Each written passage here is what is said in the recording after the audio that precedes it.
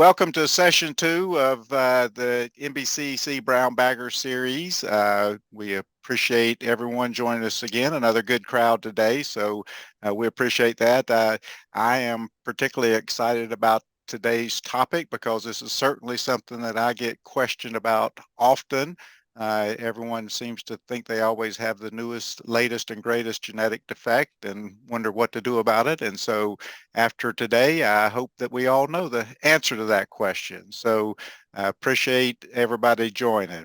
I'm your host today. My name's Darrh Bullock. I'm at the University of Kentucky, and my two counterparts on this are Matt Spangler from the University of Nebraska and Bob Weber from Kansas State University. Appreciate those guys.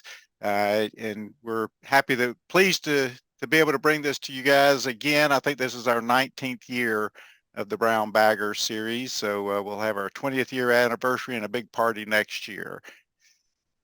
So we still have the website available to you guys, the NBCEC.org website, and you can get the materials from these, old recordings and all of the different educational materials from that website.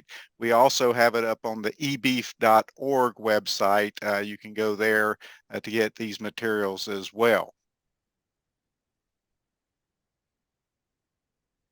So today, our first speaker is going to be Dr. David Steffen, and just going to kind of read off a little bit here because David and I aren't real familiar with each other. So we appreciate you being here today, David. And Dr. Steffen has collaborated nationally to characterize phenotypes of more than a dozen emergent inherited diseases over his career and consults on numerous non-inherited traits in cattle. He currently collaborates with Dr. Jessica Petersen and has worked with many molecular geneticists over the years to accurately phenotype individuals so that variants responsible for disease can be identified and to develop assays to monitor variants. This allows breeders to optimize selection to mitigate the negative impacts of deleterious variants with dramatic phenotypic effects. He holds a BS from the University of Nebraska, DVM from Iowa State, and PhD from Kansas State. His topic today is investigating novel phenotypes, resources, epidemiologic, and sampling considerations. I appreciate you being with us today, Dr. Steffen, and I'm going to turn the control over to you. I need to mute myself first or else I take control back from you. So here we go. So it's going to be all yours and just. Okay.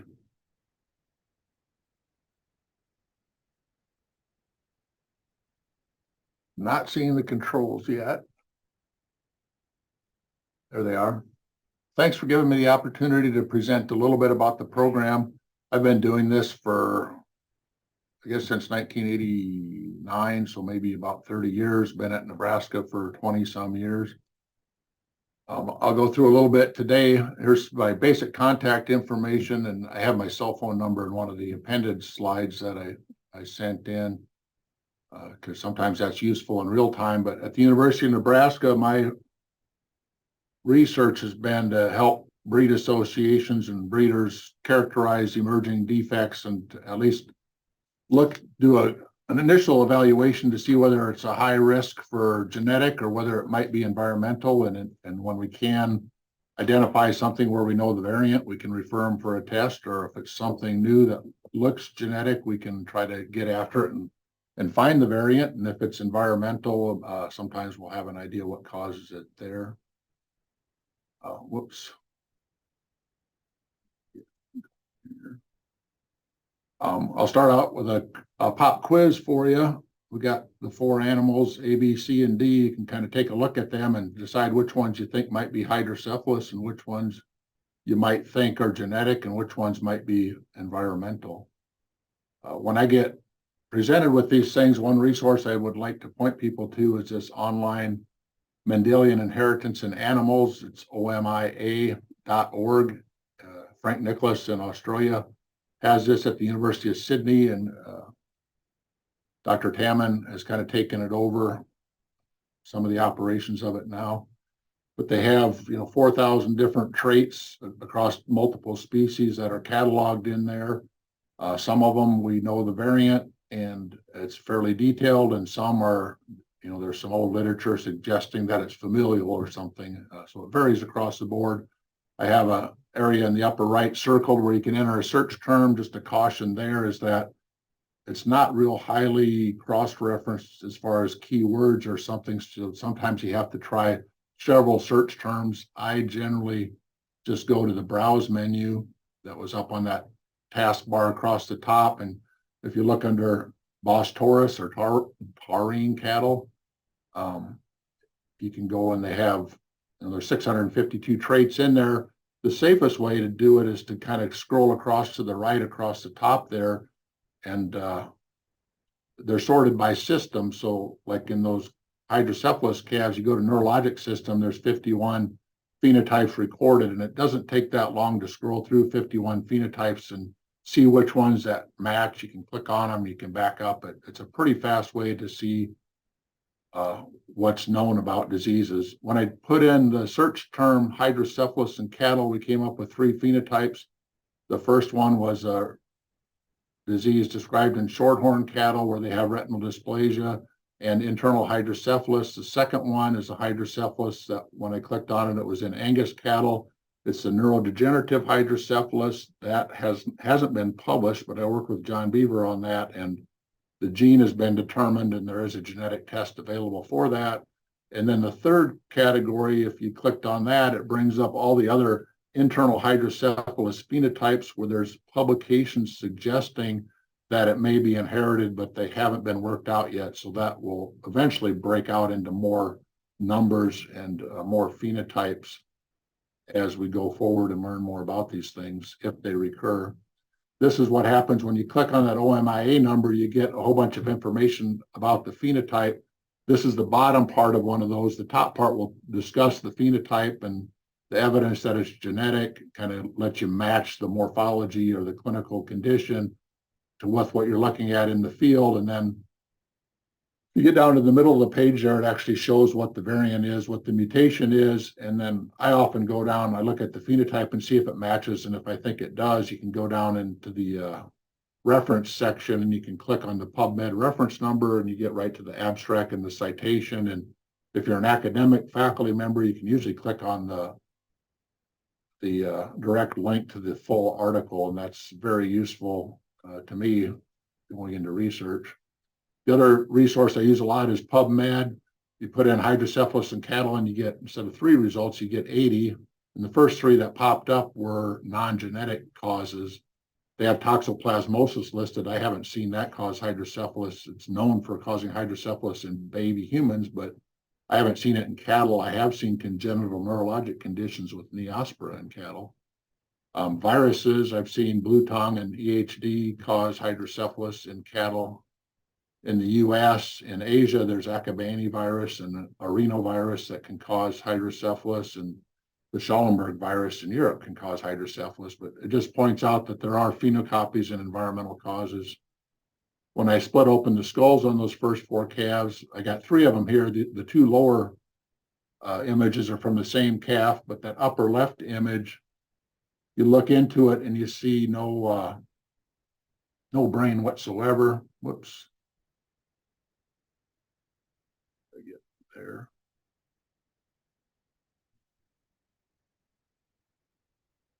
You see no, I was trying to get the thing up, but up here you see no brain at all in this cavity. This is actually the foramen magnum looking out the backside. There's no brainstem or anything. In these cases, there usually isn't any brain tissue left, and that's the neurodegenerative hydrocephalus in Angus, one of those listed phenotypes.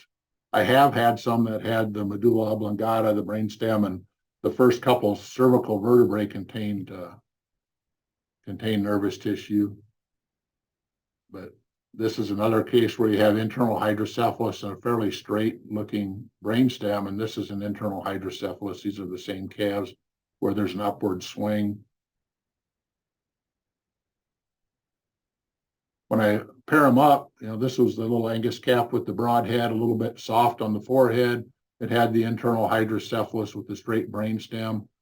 I don't recall whether we found blue tongue antibody in this cerebral spinal fluid or not. That's usually if I find blue tongue, I find evidence of antibody in the cerebral spinal fluid. This one calf was born alive, so I could have been able to draw serum from it, but I don't know of a genetic phenotype in the Angus breed that's of concern, so I presume this one was an environmental one. This is the neurodegenerative hydrocephalus. These came in when we were looking at AM years ago. This calf has arthrogryposis, so it got submitted as an AM suspect, but it had this big domed head, kind of a little beaky looking nose.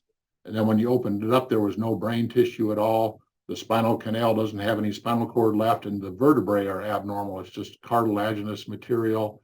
You can see a cross section of a little bit of muscle here. It's just pale, kind of fatty replaced muscle, but a real severe phenotype. But it's a hydrocephalus. We'll talk a little bit more about that.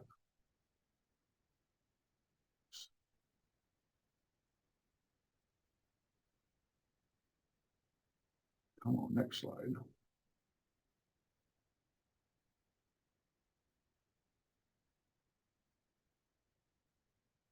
Having trouble getting it to navigate for now.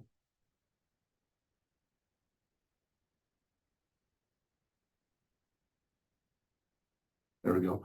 This is the one calf that didn't really look hydrocephalic in those first pictures, but when you split the skull, you can see the lateral ventricles are markedly distended.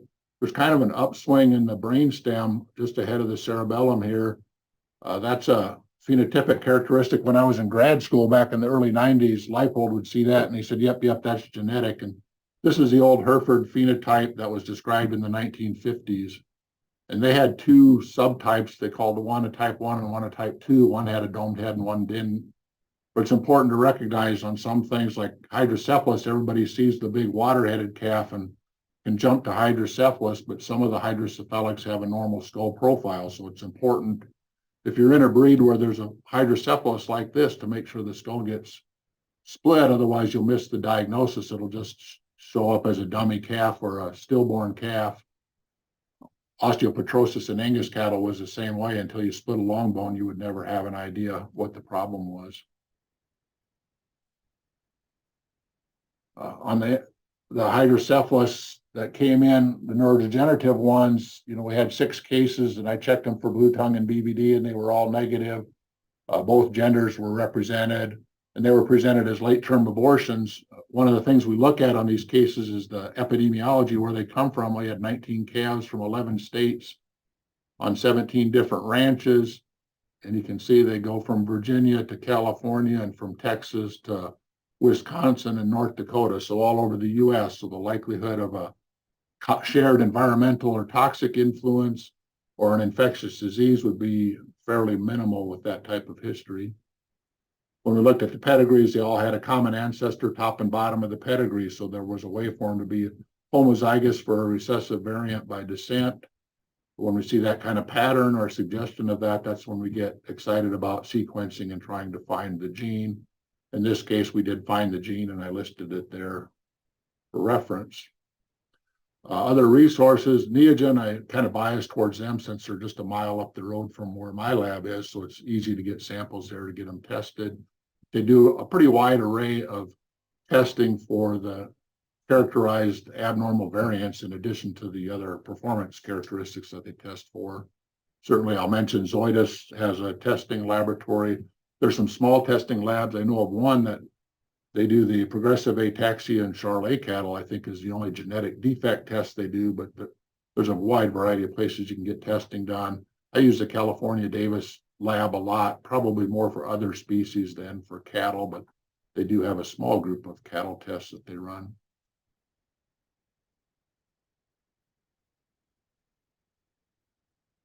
References, I got the OMIA website there that I showed earlier. The NIH site, there's an OMIM on the online Mendelian inheritance in man. That's good for looking up comparative stuff. When you're off into new things, the comparative literature is very important. The rat and mouse stuff, the human stuff. I have a couple of human pathology textbooks that cover, pathology of neonates and infants. There's a lot of good information in there. The third site is a veterinary site for teratology. There's not a lot of good resources for teratology. I use that 1989 book in the center a lot still because there's a whole bunch of experimental stuff in laboratory animals where things as simple as hyperthermia during critical stages of early gestation can cause defects, and it's good to be aware of all of those types of things.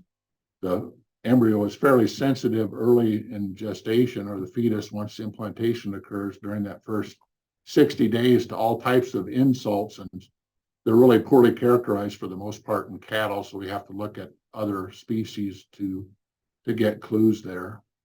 The human teratology websites are full of information about pharmaceuticals and illicit drugs that cause defects and a few occupational exposure things, but they tend to be things that are grazing cattle, herbivores, and cattle out in the open would never get exposed to, so they aren't real useful.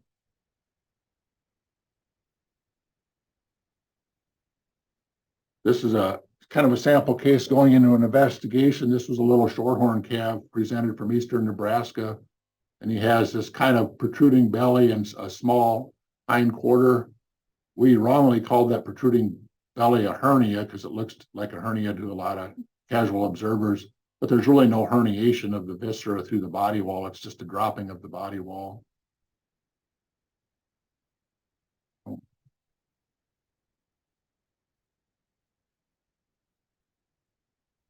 Looking at a radiograph in the ventral pelvis here, there's no floor to the ventral pelvis. So the pubis, where the prepubic tendon attaches the body wall to the bony structures, isn't there. And that's why we have the hernia. And the ischium's not here either. So the floor of the pelvis is gone. That's actually a pelvic dysplasia, not a tibial hemimelia. So it's kind of a misnamed disease, but it was similar to tibial hemimelia in Galloway cattle described in the 70s. So when we get presented with these things, where do we start? I always tell people the breed associations are a good place to go to. Every breed association has somebody in charge of, I guess in a sense, it's a product complaint. If a bull produces an abnormal complaint calf, and they'll call the person that sold them the bull, and then it'll get referred to the breed association. They all have somebody. Sometimes it's the director of member services. Sometimes it's a director of breed improvement or research at the association, but there's always somebody that handles these complaints, and they know what complaints or what traits are known in the breed, what labs routinely do the testing, what diseases are under investigation. And if there's something under investigation, they usually have some funds available to help facilitate getting things sampled and referred to the right spot. I point out you want to make sure you understand the importance of accurate diagnosis and not assuming anything congenital is genetic. We get into a lot of situations where people see a congenital defect and call it genetic, and then the breeder calls the bull seller, and then the bull seller causes the association, and eventually you figure out that it wasn't even a genetic thing, and it gets a lot of people excited. I also note that textbooks are misleading on some conditions. There's a lot of standard, well-respected textbooks that if you go look at the reference list on some of these traits, they're looking at papers from the 1950s where there was a familial relationship or an anatomic change that they presumed was genetic, but there's not very good proof. The Nebraska program, I get emails of pictures of abnormal calves pretty much every week, and during the spring of the year, I'll get multiple cases a week, either mailed in or images. I really like when people contact me. As soon as there's an abnormality, send me an image before you destroy the calf or dispose of anything, because we can coordinate sampling. And sometimes, depending on the condition and whether we have a program for it or a project with it, or if it's something where the genetics of it make it something we really should characterize, sometimes we'll pay to have the whole calf frozen and shipped to the lab. Other times I'll refer it to the local vet, and they can talk to the vet about what we want sampled, and they can look at everything else, or we'll refer it to the state diagnostic lab. Kind of work towards the convenience of the producer, and then prioritize it based on the risk to the breed and what kind of resources we have to go after that particular disease.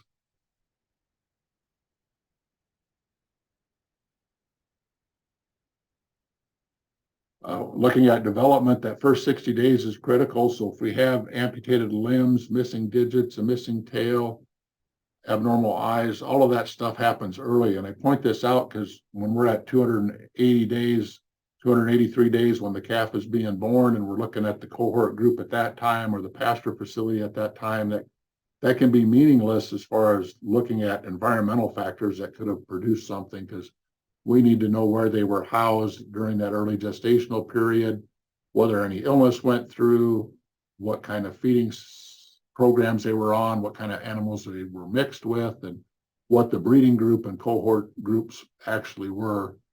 A lot of times, at least here in the Northern Plains during calving season, they're on snow and ice, and you really can't tell what toxic plants were there. From 60 days to 120 days, there's a lot of growth and development of organs, but at 60 days, all the organs are there, but so the shape and flexibility and size can be modified. And then after 120 days, the fetuses are pretty resistant to teratogenic effects. A chronic nutritional deficiency will still progress to cause more dramatic changes at birth, and sometimes you'll get some environmental influences within the uterus where you'll have maybe contracted fetlocks and that kind of thing, but they're pretty resistant during that late period.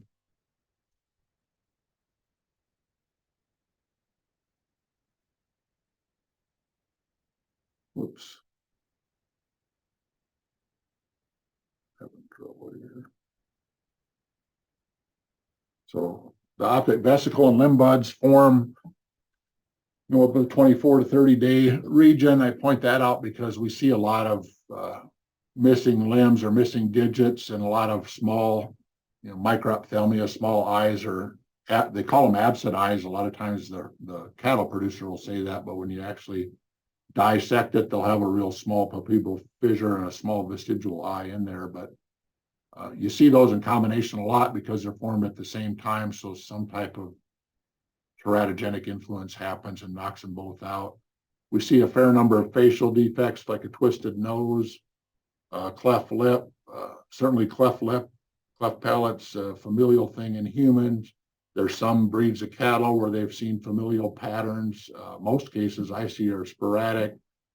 If there is a heritability, it seems to be relatively low because we don't have it occur as a serious recurrent problem in herds. But that happens, early in the second month of gestation. The digits separate about the same time. Cleft palate's a fairly common thing we see, and that's again the end of that second month of gestation. Cleft palate, because it's so common, we see it a lot with toxic plant alkaloids that affect the nervous system.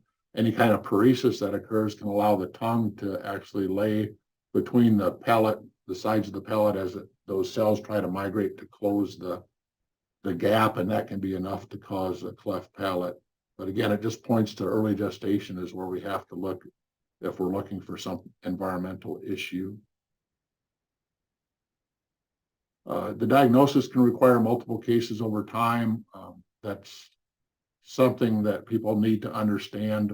We're kind of used to working in a fast pace in the diagnostic lab where we get these cases and we try to turn them around in a day, or like a food animal case where we're doing a whole autopsy. It might be 3 to 5 days. We wrap up the case and hope to have a diagnosis and go on to the next thing.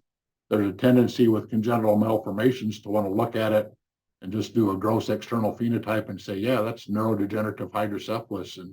And with a disease like that, sometimes we can do that. Just, you want to go ahead and send a piece of tissue to verify that at a testing lab, and that might be all you have to do. But more often you need to submit some select samples to the laboratory. We look at them. If it's a new emerging disease, sometimes we won't know on the first case, and maybe after 2 or 3 cases get presented, we can start to put together a pattern that, this is a risk of being genetic, or no, it's probably environmental. I have a lot of experience looking at different traits and phenotypes that I can use to kind of bias my first impressions of phenotypes as they're presented that can be useful. A lot of times it's enough just to say, it's genetic or it's not genetic, and let the person be free to continue their breeding program or discontinue using at-risk animals. But it's fun, especially when it's genetic, to really go after it in detail and figure out what the variant is. I always warn people to expect a low success rate. Only about a third of the malformations in humans have an identifiable cause, and they certainly have way more resources than we do. In the cattle industry, the only advantage that we really have is the fact that we could do planned matings if we needed to try to sort out some of the issues. On the human side, about 20% of the malformations are genetic, 5% are chromosomal, 4% are due to infections, and 3% are due to environmental toxin exposures or drug use. So we expect a low success rate as far as getting the cause. Certainly it's higher than 35% as far as looking at the whole pattern of occurrence and the relationships of the animals to determine whether it's likely genetic or not. I would say that you can probably, on all the cases, I can get to a genetic or not. It's either a genetic cause, that might be a small percentage, but absolutely there's no epidemiologic or relationship indication that it's genetic. That's enough to keep the breeding program undisrupted. We can say, yeah, it looks environmental. We may never know what environmental factor caused it, but that's enough to free the guy up to keep selling bulls and breeding cattle. We always talk about a minimum database, and small animal vets have talked about that for decades. Anything that comes in the clinic, they do blood work and get some basic data. That's kind of a good concept to put with these congenital diseases, because we have a tendency to just look at the phenotype and want to make a conclusion, but there are phenocopies. So in addition to careful phenotypic characterization, which is absolutely required, especially when we're going to start doing sequencing, because if you start misclassifying animals and sequencing them and putting that into your database that you're going to study and try to find consistent variants, it can really mess you up. I remember when that tibial hemimelia case, the Shorthorn Association for a while was convinced it couldn't be genetic because there were unrelated animals in the database. But when I actually got access to the data files that the association had and went through what they knew about the phenotypes of the animals they included, we were able to throw several animals out and clear that up and correct the conclusions. The information on parentage is important. Sometimes even in commercial herds, if we have a new emergent phenotype, we'll go ahead and pay for getting samples from all the bulls and getting parentage verified, because sometimes if you find out the phenotype is from two different unrelated sires, then you can kind of rule out a genetic influence, and you may not determine what caused the defect, but at least you can rule out that it's not genetic. This was a tibial hemimelia case, is just showing the common ancestry within 7 generations. And most of these traits, if you go back 7 generations, you'll find a common foundation sire. My PhD project, we had like 42 cases or more of dyserythropoiesis in polled Herefords, and they all went back within 7 generations. I usually go back 5 generations looking for a common ancestor. And if you start at the bottom here on several of the cases, if you go back between 3 to 5 generations, you'll find a common ancestor top and bottom of a pedigree. And you see that, then you know there's a risk that it could be a recessive, and you need to look at it further. If you go much beyond 7 generations back, pretty soon animals just start piling up with common ancestors, just because you're getting more closely to the core of the breed. So you get more interrelated cattle.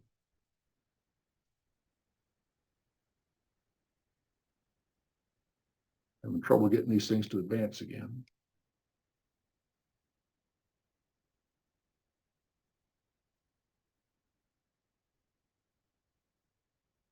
There we go.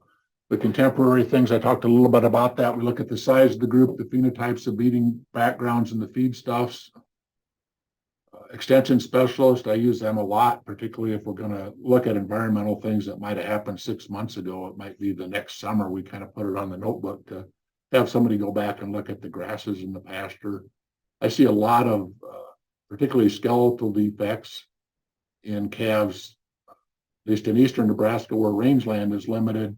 people will sometimes take their first calf heifers and develop them and breed them and gestate them in a feedlot situation. And when you're feeding stored feeds, some people do that because they have access to some kind of weird byproduct that they can feed fairly cheap. And when you're doing those things, the risk of having a vitamin deficiency, a vitamin excess, or a trace mineral imbalance can be significantly greater than when they graze the natural grasses.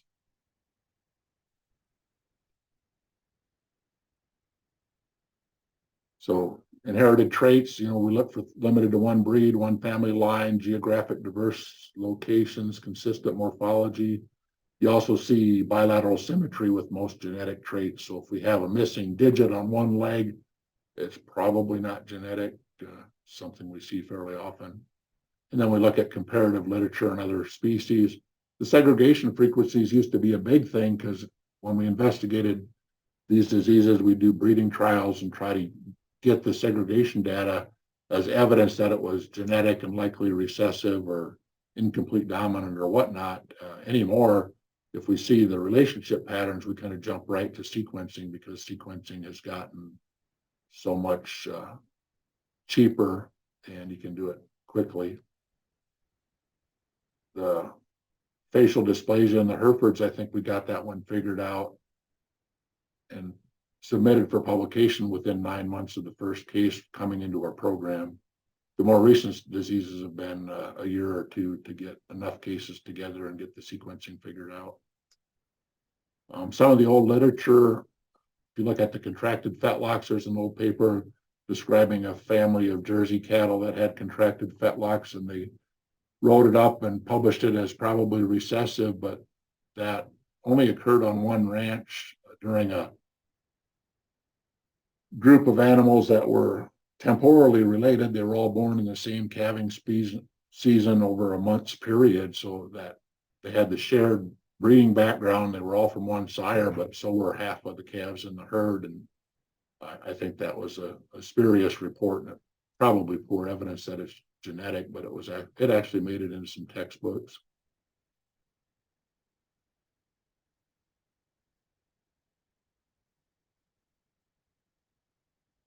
And then this is the last slide, just kind of a minimum database. If you want to clip anything and put it in your notebook or on your wall from my talk, it's kind of when you go out there, I really like images, and I put my text. I hope you'll get, I have some following slides that I'm not going to go through today, but some of the recent diseases that haven't been published, but there's tests available. I got pictures of those phenotypes and then some other common things with comments. I do have my cell number in there, but like if people are out at the ranch and they see something, if they text a picture, we can make sure we're transmitting an accurate image and discuss it and develop a sampling strategy right on the fly.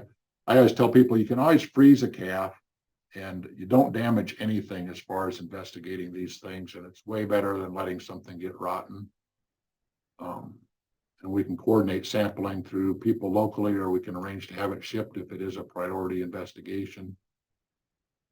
Always try to tell people if the calf is alive, get an EDTA blood sample. It's a really good source for DNA, nice and clean, before they would euthanize the calf, and also save whole, EDTA blood and serum for additional testing in case we need to do it. If we have a dead calf, I always have the ear because it cools fast and tends not to be rotten, and it makes a good sample. And then for specific diseases, there's a variety of other tissues that might be useful. I always tell people to save liver so we can look for vitamin and trace mineral levels. And then all the information, the epidemiologic information we can get later. But we're always happy to receive cases and consult on things informally. There's no charge for getting an email or answering a phone question. The lab fees, if it's a purebred herd, registered herd, typically the breed associations will assist with that. I have some grant money to assist with that. I usually expect the rancher to pay the cost of getting it to a vet clinic or getting it shipped here, and then the lab fees I try to cover with the grants, try to do it more as a partnership so we don't get dumped on with a lot of cases that people don't have a serious interest in. That's kind of where I'll stop today. I went over by a few minutes, so I'm not going to answer any questions now, but I will be around at the end of this when Jessica is done, and I can take questions then.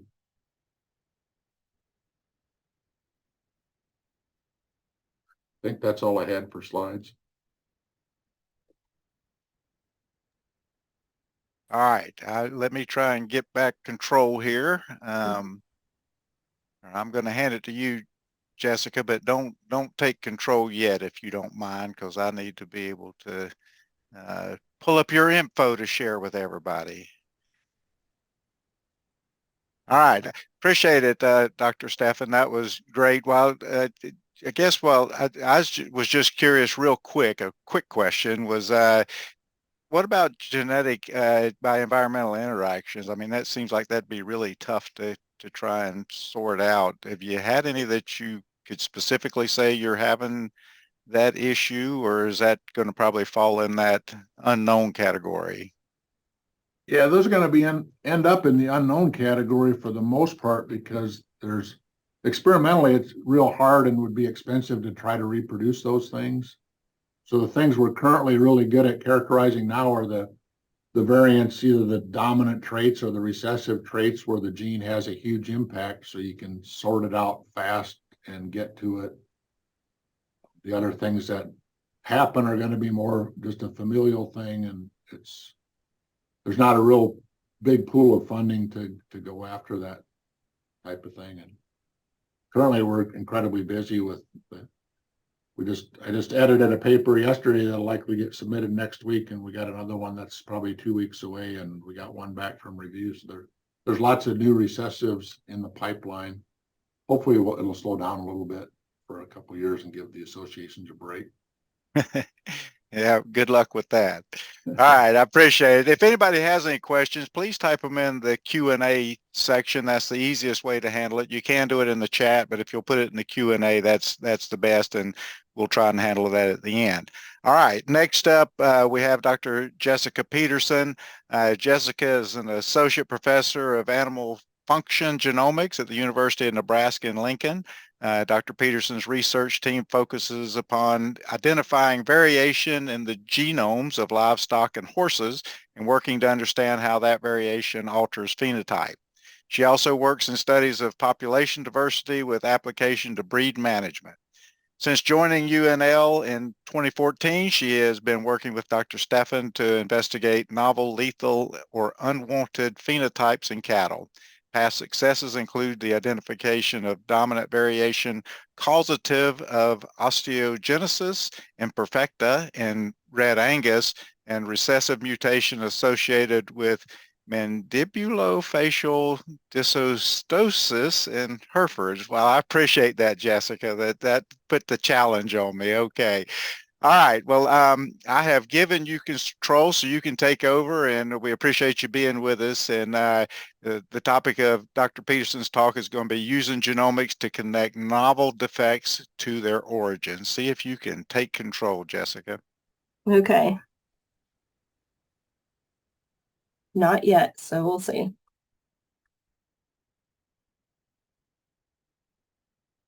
Ooh, I see. Okay, there we go. See if it works for me as well as it did for Dr. Steffen. Okay, so I'm going to go through what I decided are 7 steps from taking a report from Dr. Steffen that he says, I have something that I think might be genetic, to identifying the causative genetic variation. And I'm having the same trouble that Dr. Steffen did, and I cannot get this slide go. There we go.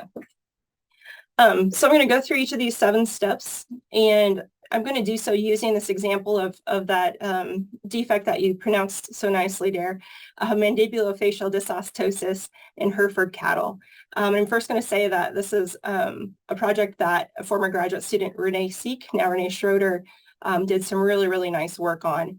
Another reason I use this example is that I think this is a really good illustration of collaborative and communicative work from the breeder to breed association to the scientists.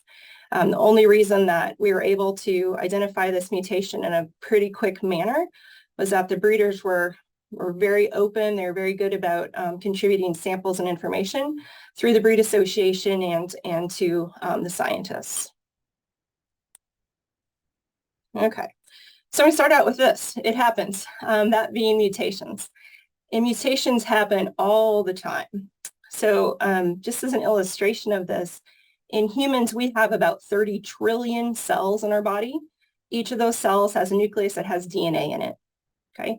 And our cells don't live as long as we do. Those cells have to replace themselves, and new cells are being developed every day. And in fact, there's about 300 billion cells that are produced every day to replace cells that are dying. So each of those cells has 2.6 billion bases of DNA that have to be replicated perfectly in a perfect world, but that doesn't happen. Often there's mutations, and that's nobody's fault. So when a mutation happens or is attributed to a certain bull, it's just something that happened. It's not anything that anybody could anticipate. So a mutation might happen in that DNA that's replicating in order to make new cells. And then when that cell divides and to create two new cells, that mutation is going to be inherited and going to be present in that cell. So like I said, these mutations happen all the time. Every single one of us is a mutant that's walking around. But we're interested in these mutations when they happen usually early on in embryonic development, because that means that that mutation is going to be systemic, if you will, in that animal, or if it arises in germ cells. So if that sperm or if that oocyte has a mutation, that new calf is going to have that mutation as well. And then that particular calf has the opportunity to pass that on. So like I said, I'm going to go through how do we find where these mutations are, specifically the ones that are causing these issues that we want to get rid of. Okay. So here's my example. Dr. Steffen talked nicely about how we really need to make sure we have a good phenotype. So in this particular case, these calves were born with usually underdeveloped lower jaws, sometimes crooked jaws, and a hallmark of this disease was these skin tags, usually at the end of the jaw and sometimes up by the ear. So this isn't a phenotype that's easy to confuse, but it is really important that your phenotype is clear, because like his example of hydrocephalus was excellent. If we classify all those together and say, I'm going to find the mutation that causes hydrocephalus, we're going to go on a wild goose chase, because there's 4 different things that were classified all as the same as hydrocephalus. So more about this particular phenotype, there's variation in the severity of the jaw malformation. But what Dr. Steffen found, which is fascinating, is that when he dissected out the skin tag, so here's the skin tag on the external part of that animal's mouth, it's connected to this really fascinating rod of cartilage. So here's that cartilage that's encased in bone. So, excuse me, that was a hint as to what's happening, because that cartilage shouldn't be present after that animal's born. That cartilage should go away and actually be involved in jaw formation when that calf is developing. But for some reason, that's not happening in these calves. So step 2 in my 7-step process here is to determine the pedigree. Again, it's really important to confirm parentage.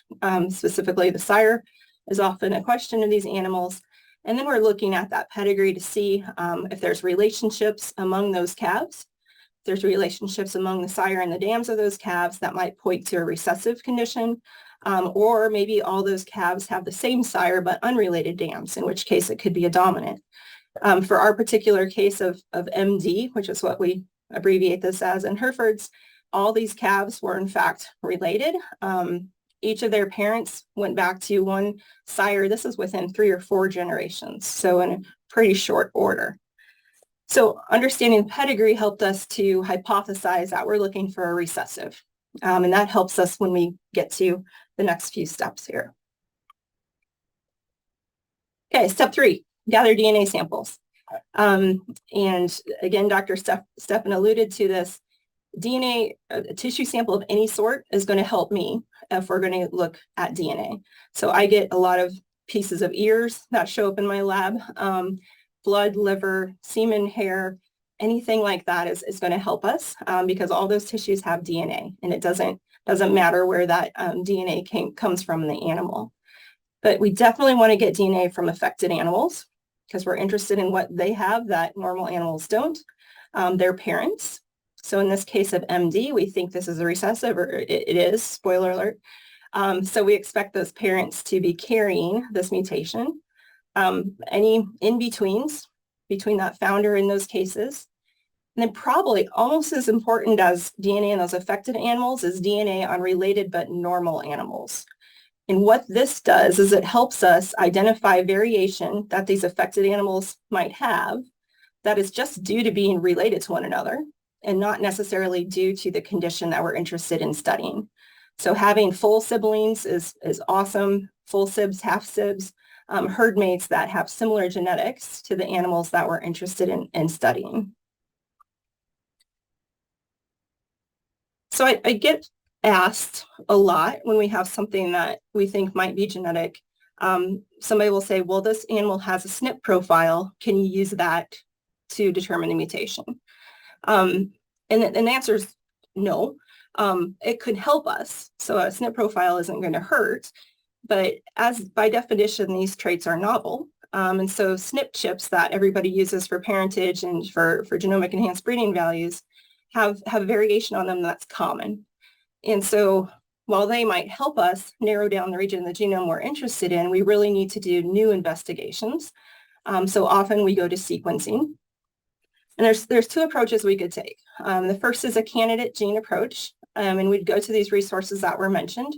And I might type in my phenotype and see if there's any genes that are known to be really important to maybe jaw development in this case. Or maybe there's a similar condition in a different breed that there's a mutation known for, and I could look at that same gene. So for this particular condition, we know that there's an issue here with that Meckel's cartilage formation when it should be ossified into the mandible and that jawbone of that calf. And actually, I remember early on in this investigation, Dr. Steffen said to me, he said, I think it's one of these DLX genes. He said, if he's going to place a wager, that's where he would.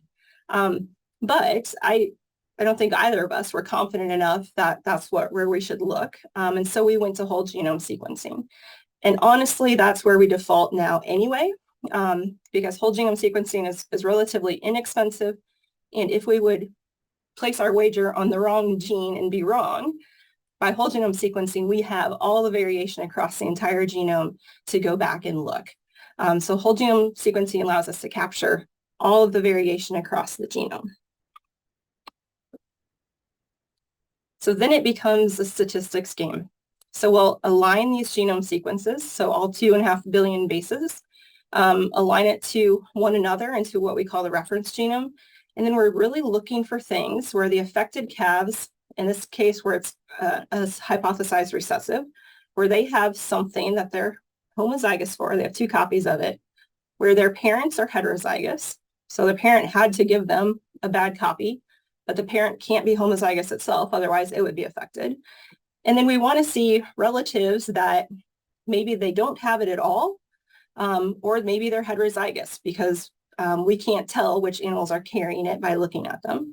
But we also want to look at other breeds usually and see, is that variant present in unrelated cattle? Because if it is, it's probably not causative of the condition that we think is very specific to one breed or to a particular family. Okay, so with my example of MD, we started by whole genome sequencing 20 animals. We had 3 affected calves, 10 parents, so the parents of those calves and the parents of calves that we didn't have DNA samples on, and 7 related individuals. This turned out to be super important and powerful because we were able to limit our 2.5 billion bases of the genome to 143 variants that fit that hypothesis that I just talked about, where the calves were homozygous, the parents had to be carrying it, and the related animals could be anything but homozygous. So Hereford Association had sequenced other individuals from their population for other purposes, and we had collaborators that helped us get access to the 1,000 Bowls data. We were able to go from 143 variants down to 8, and that's by asking the question of, is this variant that we think could be causative, is this present in other breeds? Is it present in the homozygous state in other individuals that were sequenced? Because we wouldn't expect that somebody would have sequenced an animal that had this defect to be used for other purposes. So we're able to go down to 8 variants. We then queried a public repository where people who sequence cattle can go and put their information. We used a similar questions. Is anybody else homozygous? If so, we throw that variant out. We're able to get down to 6 variants. By that time, we had another affected calf. We got DNA on more parents, the suspected founder at the top of that pedigree, and other related animals, and we're able to narrow this down to 2 variants that fit our hypothesized recessive mode of inheritance. They're both in chromosome 26. In fact, almost all these 143 variants were on chromosome 26, really pointing to something's wrong here. But only one of those was in a gene actually predicted to be deleterious to gene function. And that's one that we focused in on. So part of our steps here is then looking at frequency of this variant in other Herefords, because we don't expect to see other Herefords that are homozygous for it unless they're affected. So we gathered up as many samples as we could with help from the association.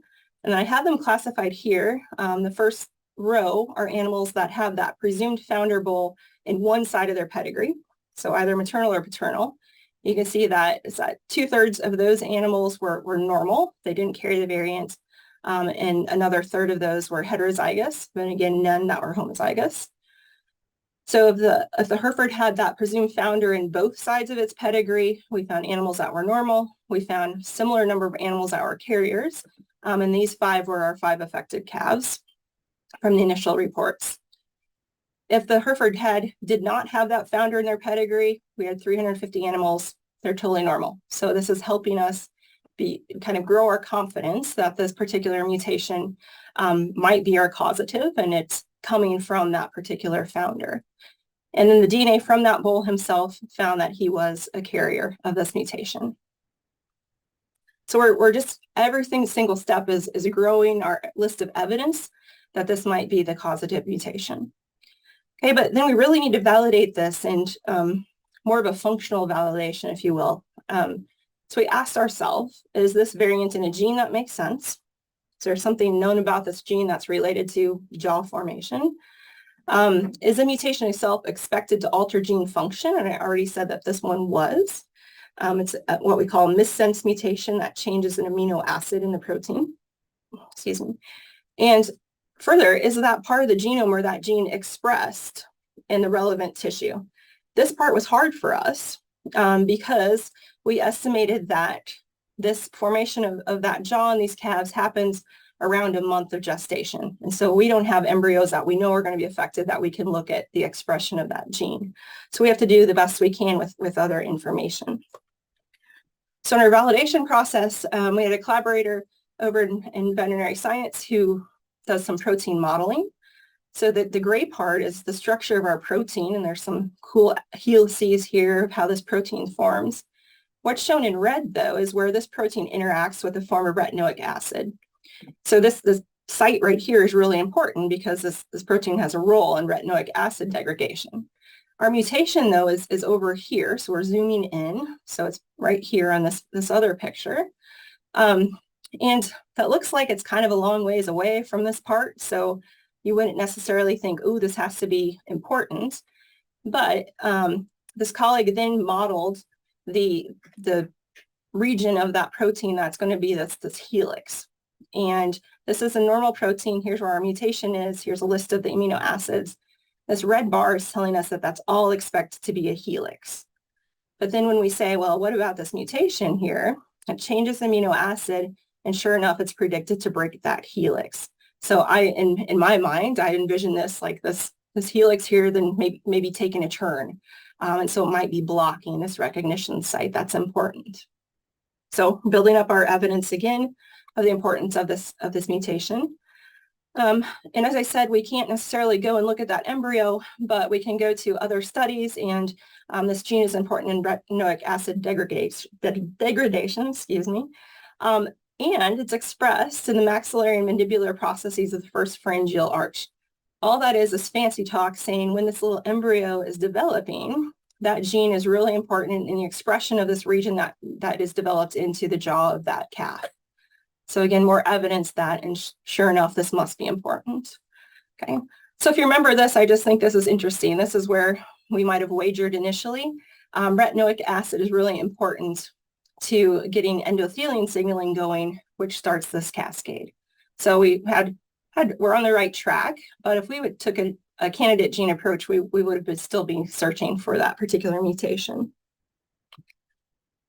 Okay, so further evidence, and I won't belabor this, but studies in zebrafish and mice actually went and knocked down that gene so they could take that gene product out. Sure enough, it increases retinoic acid because it can't degrade it like it should. And most importantly, it causes abnormal development of that first pharyngeal arch that gives rise to that jawbone. So more evidence of how this is working. And almost finished here, but I think this is fascinating, and maybe an opportunity that isn't taken advantage of enough is that our cattle can be really good models for human disease.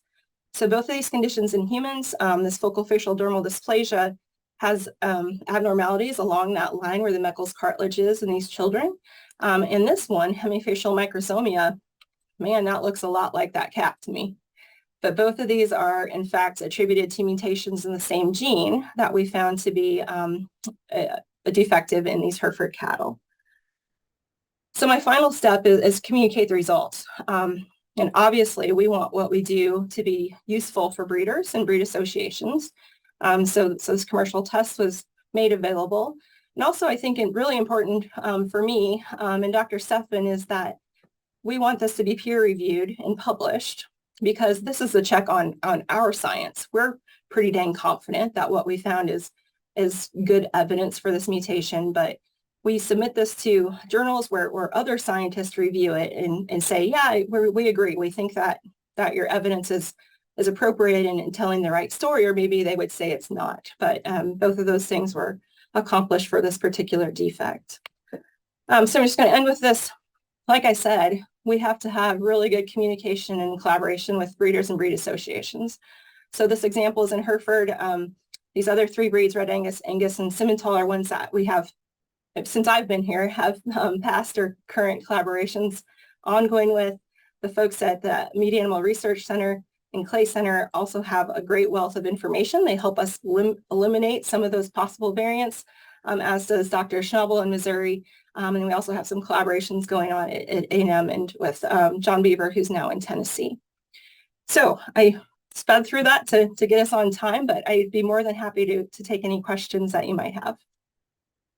Right.